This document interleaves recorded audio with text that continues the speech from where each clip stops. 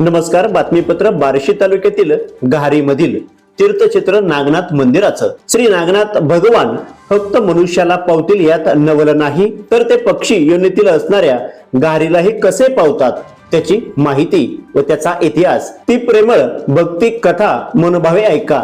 एके दिवशी नागनाथाच्या शिवलिंगासमोर एक ताम्र पुष्प पडले. त्याच वेळेस आकाशातील घार फिरत होती. घारीला ते पुष्प माशाच्या गोळ्याप्रमाणे वाटले.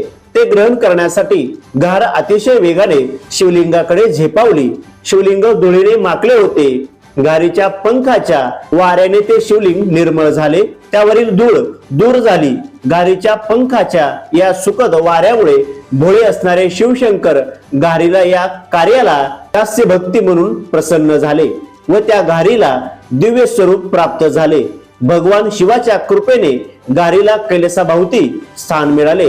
या घटनेपासून या क्षेत्राला घारी असे नाव प्राप्त झाले. त्या ठिकाणी भव्य असे शिवलिंगाचे मंदिर स्थापन झाले.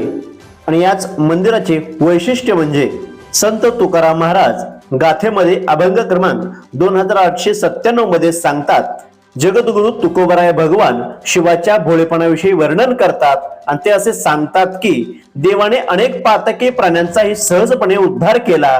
ज्याला भक्तीची काही जाणीव नाही अशा जीवांचाही देवाने उद्धार केला. एका घारीने पंखाच्या वाऱ्याने पिंडीला अलगत वारा घातला. त्या सुखद वाऱ्यामुळे शिवाने त्या घारीचा उद्धार केला. प्रतिनिधी राहुल गुरव, DR न्यूज.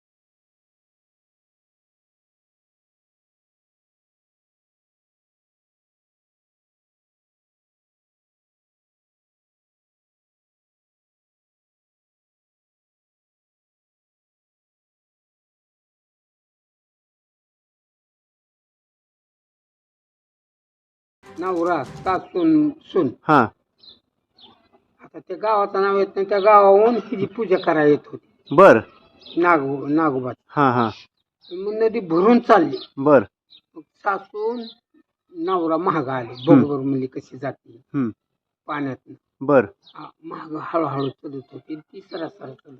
हा काय अशी शिरली पाणी असं फाकलं. बर म्हणजे जायला वाट झाली. हा ते आली आणि पूजा केली. बर त्यांना कुठं वाट, हम्म चांगली नदी भरून. बर हा हा आणि मग पुन्हा मग पायाला हात जोडलं, हे केलं, मग आली. हम्म आणि मग तेव्हा तिथं ती तिघाची मुंडकी बसली.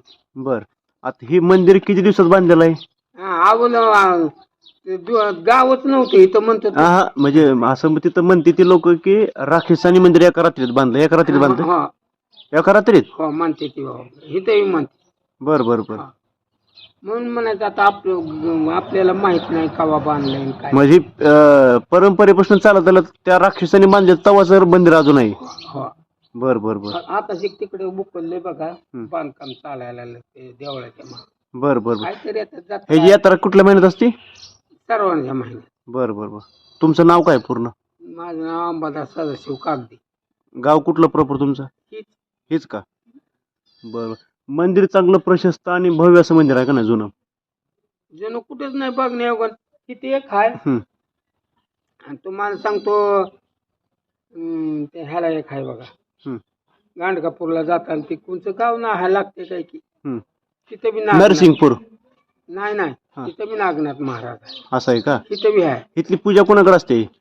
आहे की गुरुवर तिकडे. असं आहे का? गुरुवाचं घर जवळच आहे, बांधकाम चालतं.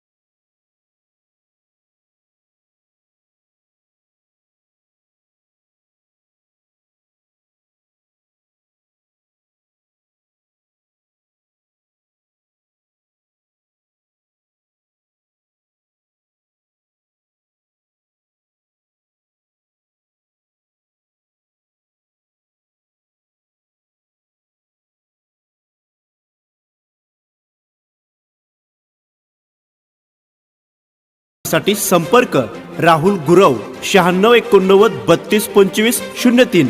चला तर मग आजच संपर्क साधा आपल्या भागातील बातम्यांसाठी.